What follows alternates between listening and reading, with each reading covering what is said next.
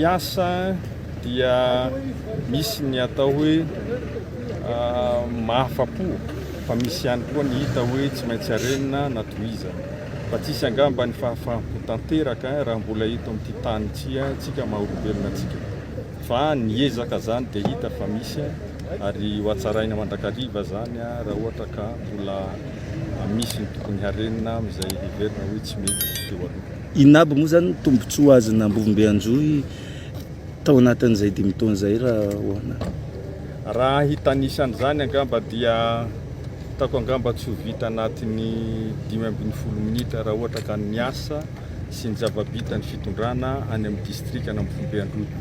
Ary zany dia voapirofo na tamin'ny fifidianana filoham-pirenena tamin'ny Sambato azon'ny filoha Andry Rajoelina tany amin'ny toerana iny, na amin'ny Sambato izay azoko koa tamin'ny filatsahako solom-bavim-bahoaka zao, satria amin'ny anarany sika rehetra miaraka amin'ny Andry Rajoelina no anarana noentina tamin'izany fifidianana zany, dia matoa ireo vahoaka reo nametraka zany fitokisana zany amin'ny Sambato ambony dia ambony dia mifameno. Io no nataony tena mila vonjy Andreas Philibert, fa io ihany koa nataony fitondram-panjakana izay nitohanana tamin'iny faritra iny ka heverinay fa ireo vokatra ireo dia vokatry ny hafaliana izay ataony vahoaka amin'izay zava-bita tany amin'ny toerana misy anay zany.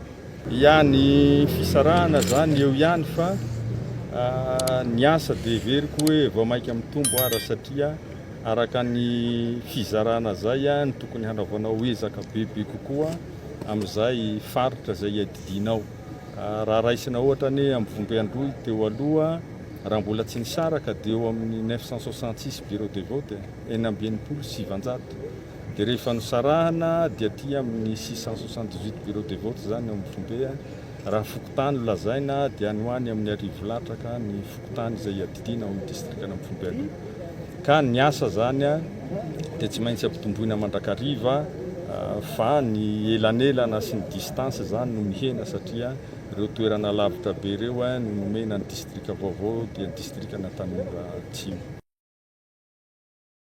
Saina voany moa zany ny fizarana fitiavana izay teniny PDS Mbelobeny fisarana manavitany vitany firenena tsy afoana ihany izy ny beatra tamin'ny faharoa, ary sorana lehibe ihany koa zareo amin'ny ambasadany Chine niaraka amin'ny fametanana nafahana ny fampizarana fitiavana tamin'ireto mpanegarina ireto tamin'ity avao.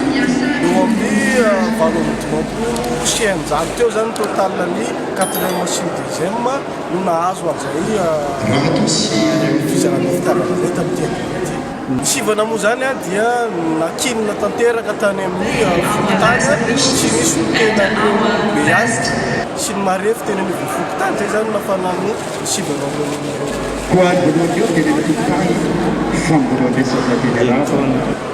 misy tamin'izy ireo olona manano tena, misy tamin'izy ireo olona beanitra nefa sahira, ireo zany no misy vanina tena ny fokotany, dia ireo moa zareo no tonga tao anatin'ny mpanegariny moa misy ny vary, misy ny menaky, misy ihany koa ny silamamy. Dia botifosy ihany koa moa zany tsy adio, satria ao anatin'ny raha sy izao tsy adio sy ny ambasadany Chine moa zany no nanome an'izay, ary isorany lehibe satria dia nivady aman-janaka zareo zao tonga teto niaraka taminay ny fanometana no tamin'ny fampizarana andreo